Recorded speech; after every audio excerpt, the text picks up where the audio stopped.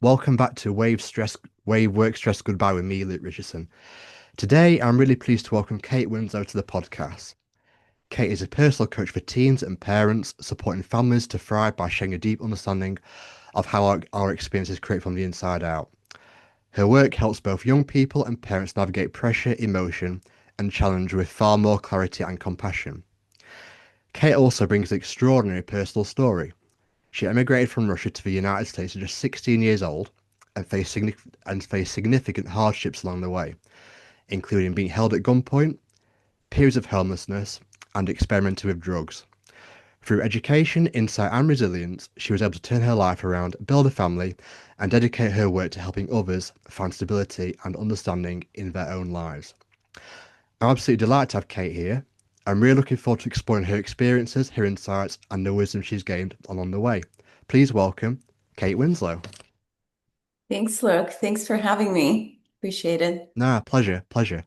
So yeah, we've talked before off air, and you gave me a snippet into your past as I've just described.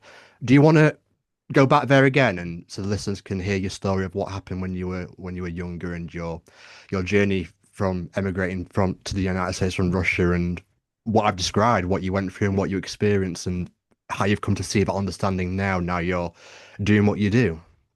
Yeah. Well, I think it makes sense to go back there because that's kind of like the material of which my life has been put together, right? Like it's just kind of part of my story. Even though hearing you say that, again, it's just like shocking Yeah. to me now.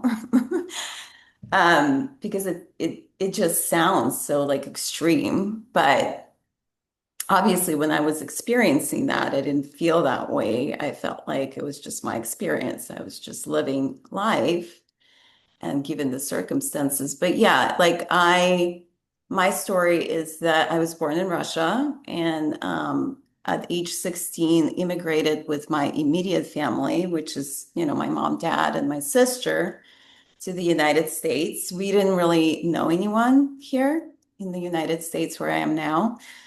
And so it was, I think, very difficult for all of us, and especially for my parents looking back, they were in their 40s to just, find their way to figure out what they were going to do here. They were both highly educated. They had master's degrees, but they didn't have the language. They didn't speak Yeah. English really well.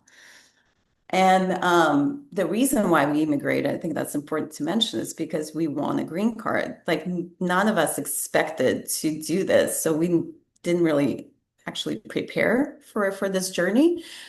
And we won the green card, I think, in June, and then October of that year, we already were on the plane to San Francisco. So So is this it's is very this is quick. this the I'm just guessing, but you can correct me. Is this the early 2000s, late 90s this happened? 96. 96. Okay. 96, yeah. Funny fact, I immigrated on my birthday when I Oh, turned 16 on the plane, and it was like the longest birthday because of the time change, yeah, sure. because A double birthday. when we boarded, it was my birthday, and then when, like whatever, 13 hours later, it was still my birthday.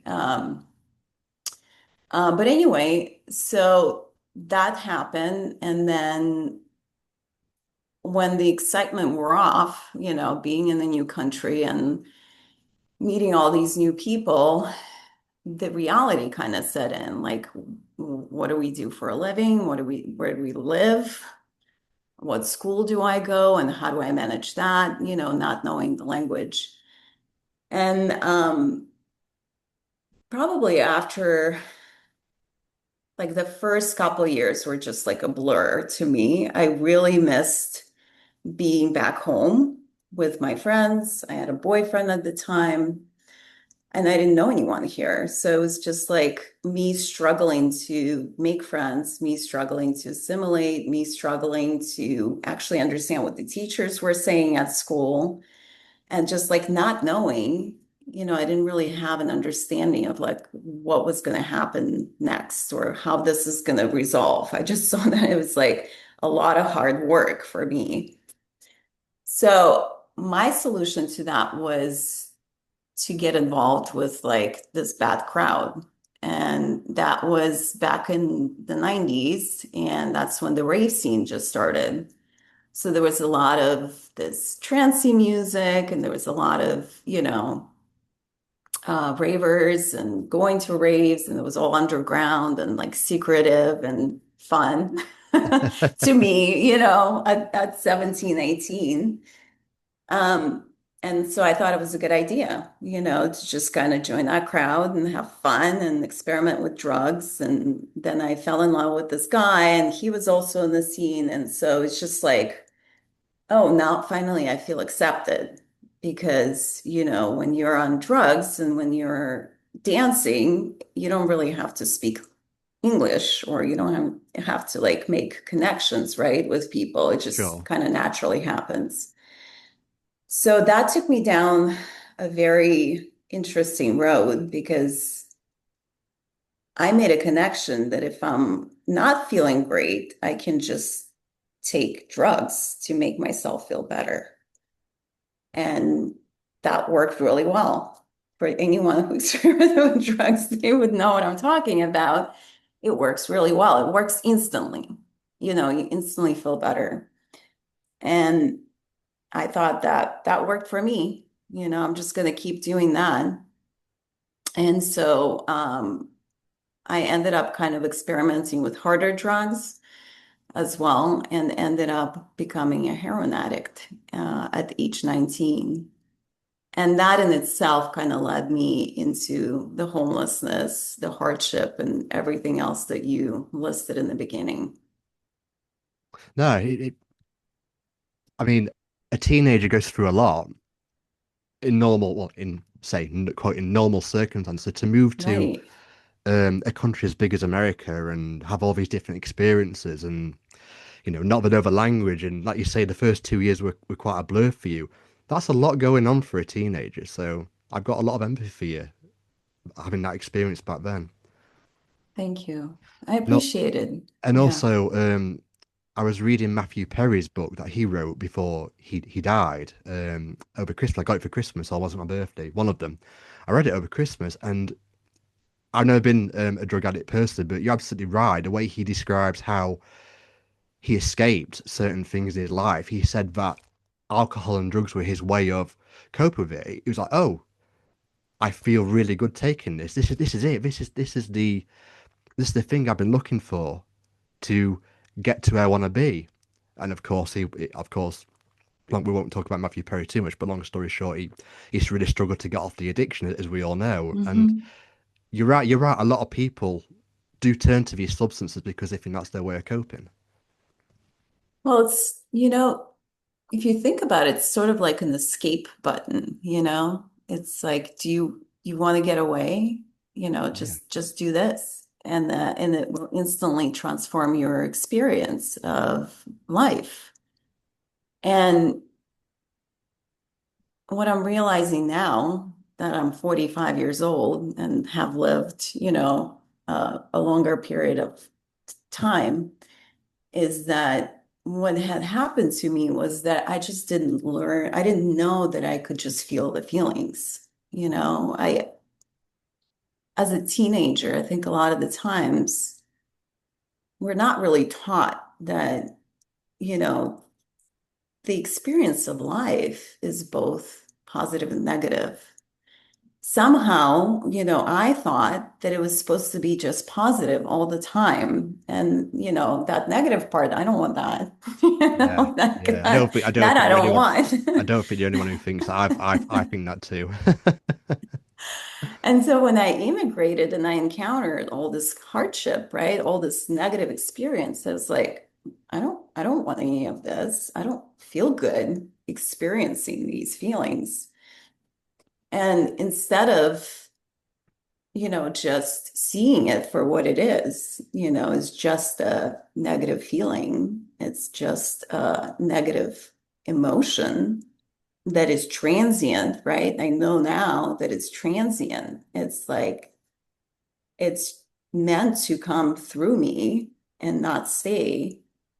I saw it as like it's never gonna Yeah. leave, and I have to do something about it, right? I made it my deal, like my mission to do something about it, to make myself feel better. And that was my making myself feel better through drugs. Yeah, and that's completely understandable. I do it too all the time, even today. I forget that we are experiencing this thing called life, and I forget that I don't need to do anything out here necessarily to change it. And you can understand why people do turn to drugs, alcohol, other things, because it makes sense to them that they think that thing out there is making them feel better in here, and it's not the case. It's there's no direct link between one another. And like you say, we don't get taught that in schools. Mm-mm, no. And also when we experience a negative emotion, and you and I look know now that it's attached to our thinking, right? Like there's some sort of thinking going on in your head that manifests in your body as an unpleasant feeling. But a lot of people, A, don't know that, and B, think like, oh, something is wrong. Something has gone wrong that I feel this way, this unpleasant way. Or even worse, they think something is wrong with me that I feel this way, Yeah, right? And then that creates even more thinking that spirals into this even worse feeling. And then you're in this loop of thinking negatively about thinking negatively. And yeah, it can be really, really hard to get out of. absolutely, absolutely. So, if you don't mind, let's fast forward to the around the present time. So, the last two or Yeah. 3 years, I think you mentioned to me when we communicated before recording that it's only the last 2 or 3 years you've come to truly take in this understanding and start to try and spread the word yourself. So can you tell me a bit about you and the work you do? So you are someone who, like me, who understands the other side out understanding. Excuse me. Can you tell me about the people you speak to? So I think you mentioned parents and teenagers. Can you tell Mhm. us a bit about the work you do there? Yeah. So my understanding started more than 10 years ago. It started with a meditation course. I'm sure it's like widely known, but it's called Vipassana. And it's essentially a 10-day silent meditation course that you take, and then you learn the art of meditation. And it stems from India, from Buddhism, and it's very much of observing your thinking or even observing your sensations, physical sensations on your body. And so after taking that course, I think I quieted my mind down enough during those 10 days of being silent that I could really feel like there's something more that I want to do with my life. And I wasn't sure what it was, but I definitely thought it would have to do something with, my experience so far. And so at that time, I started my journey of self-development. I read a lot of books and I started listening to Eckhart Tolle and other, modern day gurus, and eventually came to coaching and learned about, your thoughts creating your feelings and your feelings creating your experience of life or your results. And I thought that was brilliant. Um, And at that time, I wanted to get certified as a coach. So I joined Berkeley Executive Coaching Institute and did a certification with them. And that entitles like 60 hours of coaching. So I got a really good life experience of what it's like to be a coach to people. But I still wasn't sure, like, how do I really tap into my experience, what I personally, Kate, can bring to others? And to me, it was really evident that my experience as a teenager, especially immigrating to another country, was really something that I wanted to talk about with other people and to share that experience with other people and maybe other teenagers and maybe other parents that have teenagers. And so that's when I kind of pivoted into that niche and started working with parents and teens. And it's been incredibly rewarding. Excellent. And do you find that you have both parents and I guess teenagers that are more the higher end of the teenage age going on to adults? Do you find you get a lot of people talking to you about work stress issues with you? Yeah, I think I think in general, like being a teenager is just a really hard time. Yeah, yeah. Yeah, I heard you think the someone, world's against you, don't you, when you're a teenager?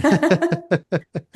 I heard someone like compare being like adolescence to like a remodel. You know, you as a human being is just like going through an extensive remodeling during that time. You know, there's like walls taken down, you know, there's new piping that's being put through, maybe some new electricity. You know, there's like a lot of stuff that is just in transition, you know. Something doesn't work over here. Maybe like something is already working here, but not good enough. And um, so I look at that period of life as kind of, it fascinates me, to be honest with you. But it's also, I feel like, again, if we go back to that understanding, like a lot of teenagers think that something is wrong with them because they feel this way, because they're not sure, you know, they're kind of leaking over here. There's like, you know, there's some noise over here, banging happening. And they're like, I don't know who I am or what I am becoming here. And I'm making that mean something about me personally.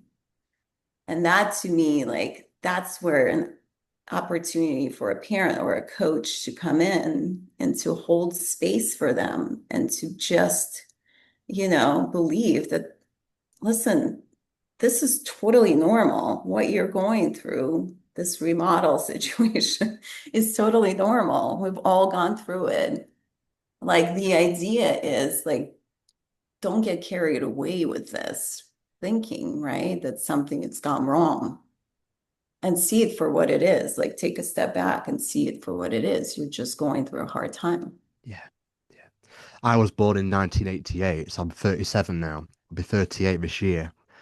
And it's amazing because being a teenager when I was a teenager back in the mid 2000s, today's world, being a teenager is so different to 20 years ago. You know, social media, um, and all this other stuff that we didn't have back then. So, um, me and my daughter, she's the oldest one, she's 7 now, and she's showing signs of that. She's showing signs already of, worrying about things, how she looks already, and we're trying to kind of say what you just said now, that, it's hard because I think when she looks at me, she looks at me as dad. I think it would be Mhm. better coming from a third party person telling her, but you try and just tell her it's the experience, but I'm not too sure it's going in, but I just keep saying that, and hopefully it will be ingrained as she gets older to just see that it's just experience. It's not riveted to her. But when she Mhm. becomes a teenager, it's even more challenging. Saying what, God forbid, she's 8 this year. In 5 years' time, it'll be a lot easier for her. Yeah. Well, I see this a lot in parents too, Yeah, right? Like parents, when they see those signs in their kids, right, of changing, of, you know, being anxious or, you know, starting caring about video games or how they look or makeup or all of that stuff, you know, they get also spooked by it as well. They make it mean like, oh no. oh no, the teenage years have started. You know, and somehow that's like a negative thing. And what I encourage parents to do is just like trust the process, trust the process that your kiddo will navigate it the best they can. And what you, as a parent, the best thing you can do is like trust them that they have the same wisdom that, carried you through the teenage years at some point, they have it in them as well. And like just that one, the belief, the trust that we have in our kids, I think like if you can just do that for your kiddo, they will be really set like for a better experience versus if you start spiraling in your thinking, right? Yeah, About, oh, it started, I have a 9-year-old daughter, so I can relate, she's into like fashion now. Oh my yeah, God, what's going to happen when she's 13, 14? It's going to get worse. It's really easy to get carried away with that yeah. thinking. And then you find yourself with a 9-year-old already, frantic about what maybe is coming in 2, 3, 4 years from Yeah. now. And that It's doesn't help anyone, is what I'm no, saying. no, it Like doesn't. that And kind I of. try as a dad to take a step back, try and look for, I'm talking in three principles language here. Try and look for the space within before I deal with a situation with my child, rather than use it from the intellect. Because when I use it from the intellect, I often do the wrong thing, whether I snap or you know, just do the wrong thing when the obvious way was always there. It was just hidden because of my thinking. Hmm. Well, it's amazing that you recognize that, Not all the time, but a but I lot, hope to. I do sometimes. but a lot of Depends what parents mood don't depends even, what mood yeah, I'm depends what mood illusion I'm in. But yeah, yeah, right. And same with me, yeah, me too. Me too. I'm a human and at the end of the day, I'm tired and I have a lot of thinking going on about the next day or what I wanted to do today or what I didn't get to today, right? And it puts me in my own intellect as well. And a lot of the times, your kids kind of bear the load of that in a way. yeah. And it's human. Like I always just like the worst thing I can do in that moment is to get into my thinking about feeling guilty about it It's as funny, a isn't it? Because parent. because from the early years of school, we're taught to, maths, for example. You need to think to work this out. Think, think, think, and then we catch on to that, and we think thinking is the way forward in life. And there's people, our age, older than us, that are still using that technique to go through life when they don't have to think as much. But it can be the answers can be a lot softer if we just let it be. Let it be. Hmm. Well, again, like I don't know if your audience actually, knows about three principles, and this is very three principles thing, right? To think less to solve your problems. And if you go and say that to someone outside of this understanding or this community, they will be like, what are you talking about? Yeah. What do you mean I have to think less to solve my problem? Yeah. How's it going to get solved then?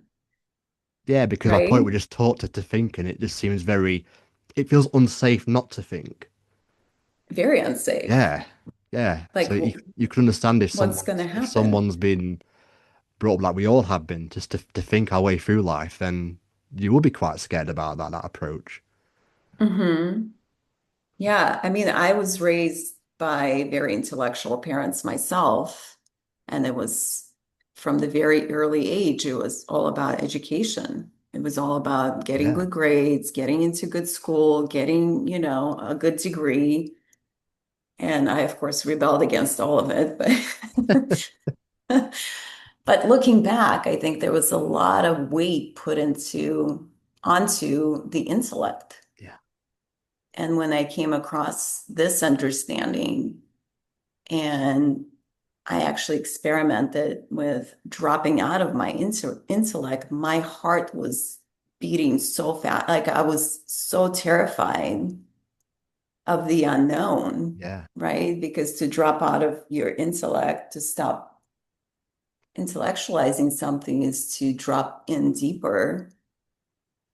I I literally like my hands were shaking when I first experimented with that. And I'm still not great at it, to be Yeah. honest with Same. you. Same. When I think I've got there, whatever there is, I just fall back into old habits again. And I'm trying to teach this, but I'm just like you say, I'm human as well. So, and you are too. So it's easy just to fall back in to be. It's easy to fall back into that illusion of how we see life. It's so compelling. Mhm. Yes, it's very compelling, but that's what makes us really good coaches for other Yeah. people because we're not completely out of it and No. we can relate to their experience. And there's so much compassion, right, from us to someone who is going through it, who is very much Yeah. in their thinking. Because we experience that as well. And I can imagine if I was like, oh, I'm done with that part, I wouldn't be as relatable. I wouldn't have all the stories, all the experiences, to share with my clients that make me, relatable to them. Yeah. Yeah. Like you say, it's human. People want that. People want to see us being human because that's what we are, and it's more relatable. Like you say, it's believable. You can feel that connection. Whereas if you're portraying something that's kind of like a strategy, kind of like say no, do this, and their life will be 100% perfect. Might work for some people, but not everybody. This is real life, and this is what people connect with. Yeah. Um, I mean, work stress is getting worse, and I think I read something in the UK that 1 in 3 people are experiencing workplace stress. Now, I don't know what it's like in the States, but I imagine that's pretty similar, if not worse. Because I know America is very corporate, just like here as well.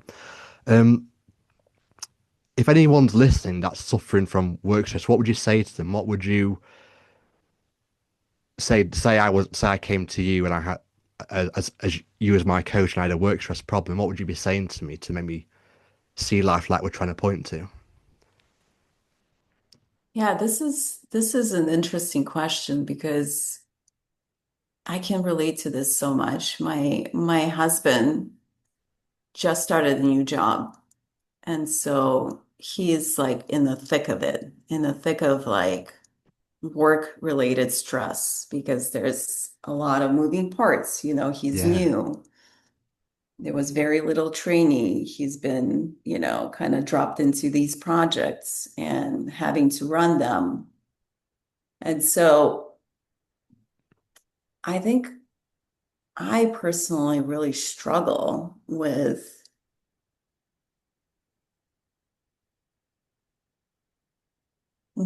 like I struggle with pushing people into this understanding. You know what I mean? Like for me, there's a point at which a person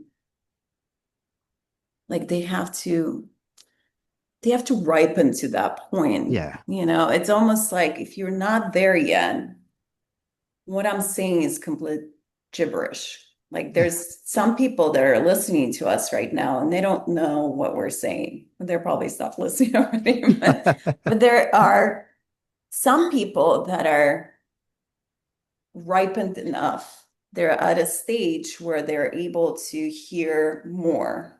They're open to it. And then maybe I'm saying ripened, but it may be like a consciousness level, right? Like that George Prensky talks about. There's level of consciousness that we all go through and they change all the time, but there's a point in where we jump a level of consciousness, right?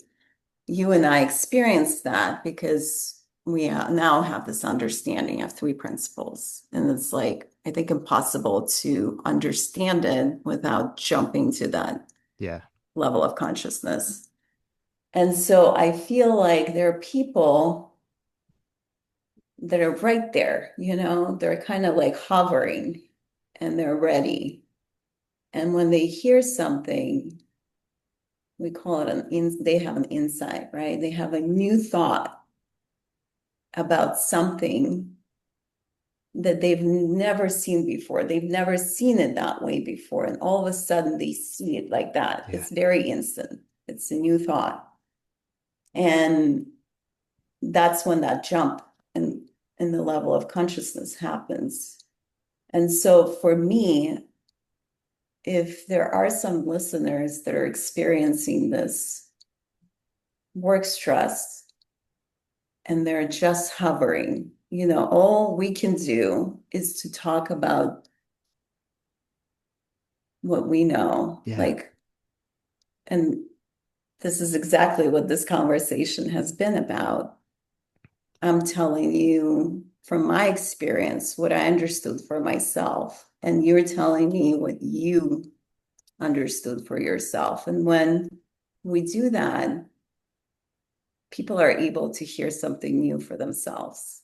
And then it's like, there's nothing for us to do. The work is done. Yeah. That's what I love about this because, like you say, the person has to be in the right headspace to see this, and the potential's there to grasp this understanding in 2 minutes. It's the potential's there. Doesn't mean they will do, but the potential's Mm-mm. there.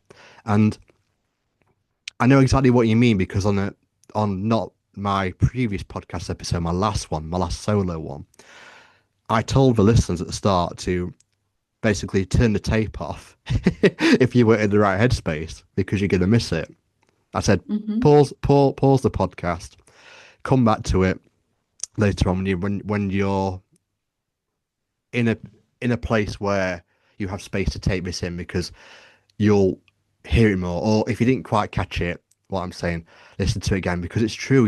If you're in, if you're in an illusion that's just rattling on in your mind, you're gonna miss it. Mm-hmm. And that's what Mm-hmm. I encourage. But like I say, I love it because the potential's there for someone to have a 5 minute, therapy session and get it and they're cured rather than hours and hours and hours of going back in the past and talking about this and talking about that and what about this and what about that. There's not like you say, like you just said, you don't really talk about the actual work stress issues. You just talk about how life works for all of us. Mm-hmm. Mm-hmm.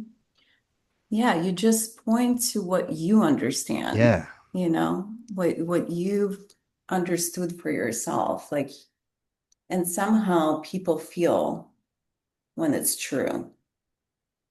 And that puts them in the, higher state of mind, right? Like in the better, open, clearer mind, where they're able to receive something new, which comes in the form of thought. And that's all that yeah, needs to happen, whether it's like work stress, whether it has something to do in the relationship or with your teen or as a parent. There's no like there's no special thing for each one of those cases. no, It's all about the state of mind you're in and how open you are to hearing the truth. That's it. absolutely, absolutely. I still do a 9 to 5 now. And even I still fall into it. I fall into, finishing work and thinking, oh, crikey, my head's all messed up. And hang on a minute. Is this really a problem, or am I just making it a problem? And, all the time it's myself that's making it a problem. But it's so hard to see. I was a project manager for 7 years at my old company, and that was stressful to me. I understand hindsight's a wonderful thing, but I understand now the years have gone by, that I was the one doing the play. I was the one directing the performance in my mind. Yes, okay, there was a lot of workload going on, a lot of pressure, a lot of deadlines, a lot of this and that. But I was the one who was creating it. But it was so hard for me to see during the time. So I can understand why Yeah. people do fall into this trap, and that's what I want to. that's why I do. That's why I talk to interesting people like you. That's why I do this because I want people to not necessarily have to look for another job, although that might be the right thing to do if they can see that, if they have the space within them to see that. What I want them to do is see how life works to know they're not a victim of what's going on Mhm. in their day-to-day working lives. Yeah. Well, I think no one can deny, right? And people say that to me. Well, my reality is that, I have to work 10 hours a day because of the amount of work that I have to do.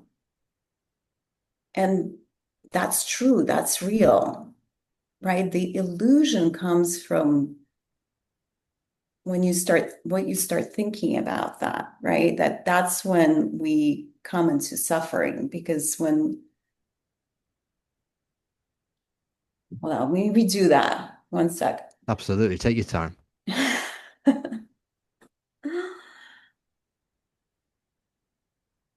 I'm going to tell you a story. I think the Yeah, go for story it. is Go better for it. here Absolutely. because of what happened to my dog. I think it really highlighted for me because my dog got attacked by another dog and it happened really quickly within the span of like 10 minutes. It was very traumatic because, well, I didn't expect it. We were on a holiday, the kids were there, we were kind of, well, going up in the mountains to ski. And then all of a sudden, this thing happens where I'm, rushing to the hospital with a bleeding dog in my arms. And I have a lot of like scary thoughts about Yeah, it. She's going to die. She's not going to make it. She's in a lot of pain. I couldn't prevent it, or like I should have done something differently. And while the reality is that I'm holding my bleeding dog, right? And she is suffering, that's like what happens in that moment. That's the reality. What made it worse is me starting to think either going into the future, yeah, right? She's going to die. She's not going to make it. And it's going to be a terrible experience. My kids witness this. They're going to be traumatized. I'm going to be traumatized. My life is forever ruined. Or going into the past, right? Like, oh, I went into that coffee shop and I didn't see that dog. And maybe I should have stayed outside with my dog and I could have done this. None of that is helpful. And I remembered like when my mind started going that way, and it was very convincing. Like it really wanted to go in either one of those directions. It didn't want to go in the present because the present was awful, right? yeah, Bleeding dog, suffering. So my mind wants to escape that in either direction. What I remembered is Linda Prensky saying, and she says this, she says, there's no cheese down that rat hole. Meaning if you go into that thinking, there's no reward for you there, no. in either direction. That's a There's beautiful metaphor. yeah, there's no cheese down that rat hole. And I just had the awareness to just keep bringing myself back into the moment, however awful that was. And so maybe just to relate the story to what we're talking about, I understand that your present moment may be difficult. You may have a looming project. You may have, your boss is wanting something from you and you can't deliver, and that is the reality.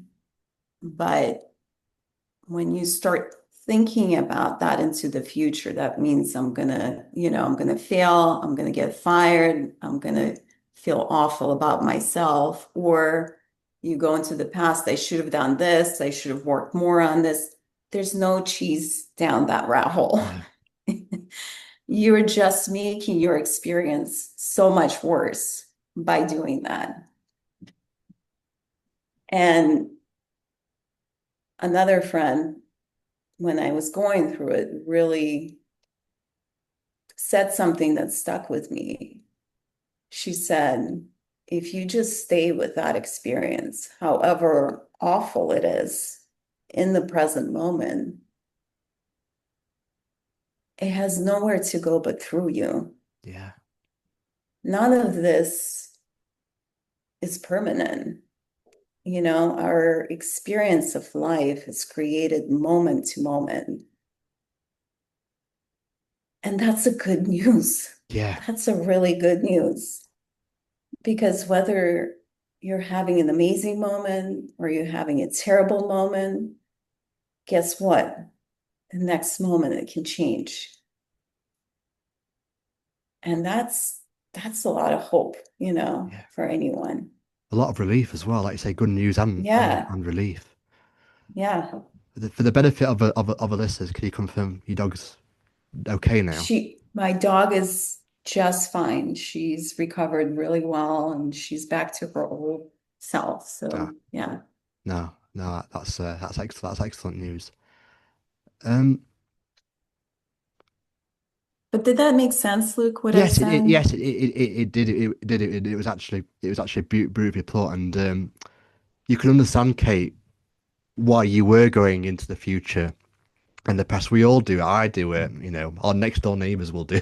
will do it. Yeah, It's yeah. just a human thing to do, and you're right. And the metaphor was absolutely beautiful. I've not heard that one before, but that was a really good way of putting it. There is no glory there at the end of it. And the only, Mm-mm. you know, as painful as it is, like you say, we are better just staying with the experience in the moment and just doing the best we can in it, which sounds Mhm. exactly what you did with your dog, getting him to the vet as soon as you could. Yeah. Yeah. And the amazing thing happens, when you stay with your experience in the present moment, you kind of know what to do. Like, you don't really need to think a lot. Like, looping back to what you and I were talking about earlier, there's kind of like this innate wisdom that we all have that will guide us in those moments. We're so afraid of those moments, though. We're so afraid that when something terrible happens, we won't know how to react. We won't know what to do, and we'll do something stupid. But the experience, or my experience, shows that you kind of know what to do. It's like you You said, know to ask. it's like what you said at Yeah. the beginning of the podcast where you said you were describing your teenage years. You said, I don't want those experiences.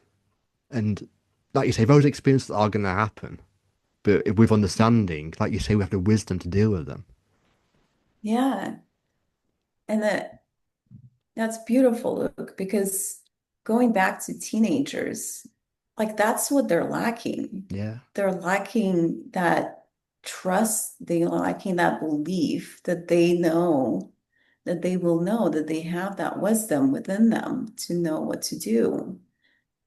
And they have a lot of people talking into their ear, especially now, right? Like maybe metaphorically speaking, social media. Yeah. There's a lot of different ways to communicate now. You're constantly connected to your friends, to chat groups or whatever. And you forget that you have this thing, like your wisdom that you can really tap into instead of listening and researching, Googling, and, going on social media trying to learn how to deal with a certain problem. Yeah. It's all within us. Um, yeah, I could talk about this all night, to be honest. It's just such a it's just life's best kept secret that nobody really seems to know. And yeah, I think what makes it even more amazing is the fact that when it comes from within us,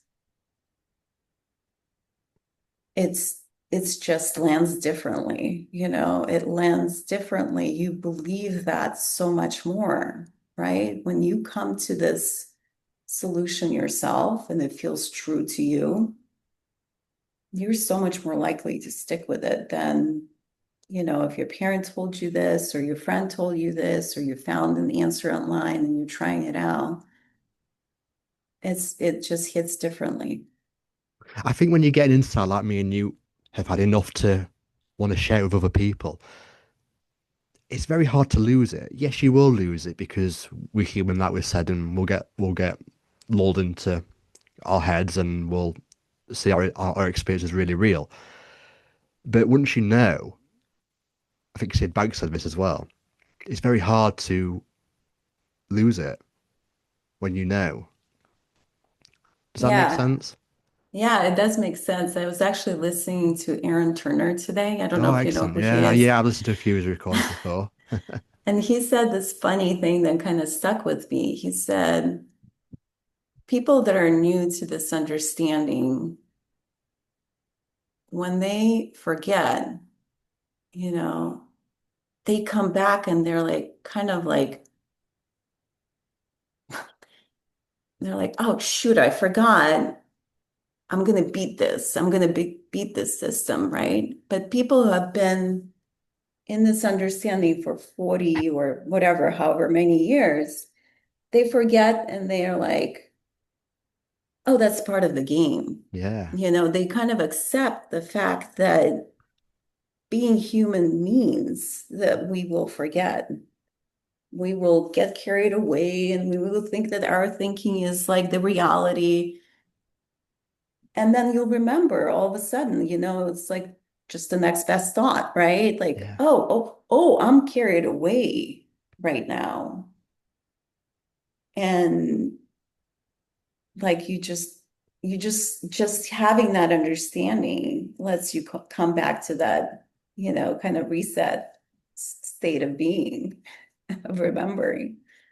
That's it, is it? 'Cause I think when I first came across this understanding, I think it was around 2017, something like that. I was one of those people, like just described, new people when they come across it. I thought, oh, wow, that sounds amazing, and then I'd forget, and then I'd really beat myself up about it. But now, as the years have gone by, it is part of the game, and I know I'm going to lose it, and that's fine. That's fine now. And 'Cause I know it's part and parcel of it, and I lose less and less, and I lose for not as long as well. yeah. So I'd pull myself back to it again. And I think a lot of us, and probably you, and including me, we like being in these conversations like we are now Yeah, because it lets us not forget it, right? Like when yeah, we're talking about it, it's kind of a reminder in itself. And that's like kind of selfishly, I like being in these conversations because it lets me not forget about it for just that much yeah. longer, even if it's just during our conversation. And as soon as we hang up, I get in the car and I, get carried away and I yell at someone who cut me off on the road. And That'll probably happen to me tomorrow when I'm editing this podcast. I'll probably be going through it, not in my illusion, and then come across something you said when I edit it tomorrow and go, oh yeah, I'm back to it again. exactly. Yeah.